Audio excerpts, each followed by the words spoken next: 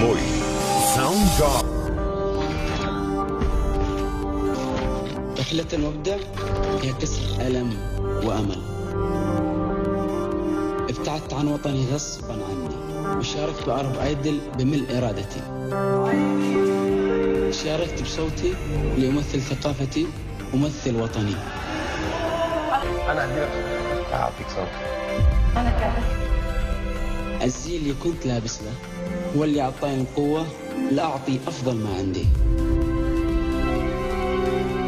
كل مرحلة عديتها كنت بهديها أنا لكل شخص فارقته غصبا عني، لأحبابي، لأهلي، وأكيد أولادي. كل هدفي هو أن أكون ابتسامة فرح على وجوه أبناء وطني. أنت مبدع يا خلقي. سيطولي على الرقم 14. أنا عمار محمد من اليمن.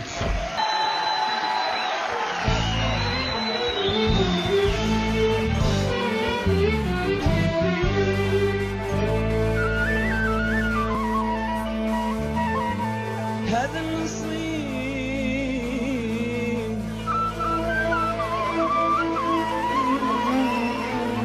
هذا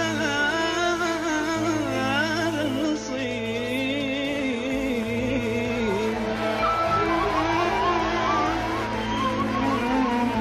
هذا النصيب انكتب. أحب أنا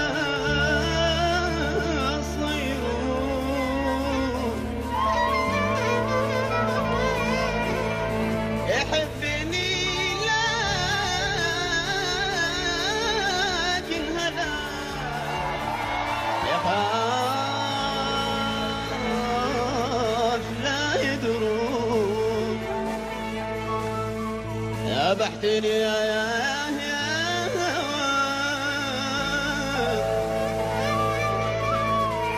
تالي انكشاف سرهم، ما حد درى بلتي، والحين كل الناس واقف على بابكم، والهان ومسيم هذا العاقل لسان محبوب الصغير.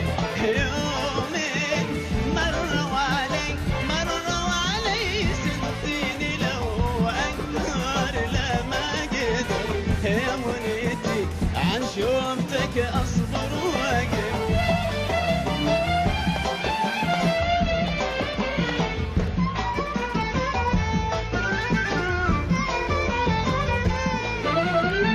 خليتني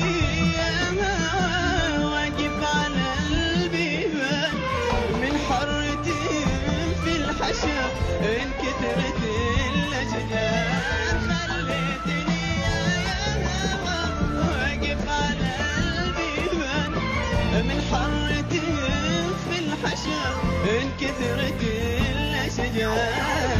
ذبحتني يا هوى تاليك شاف سرام، ما حد درى بعلتي، واليوم كل الناس واقف على بابكم، والهان ومسيم هذا العاقل لسان محبوب يا صغير.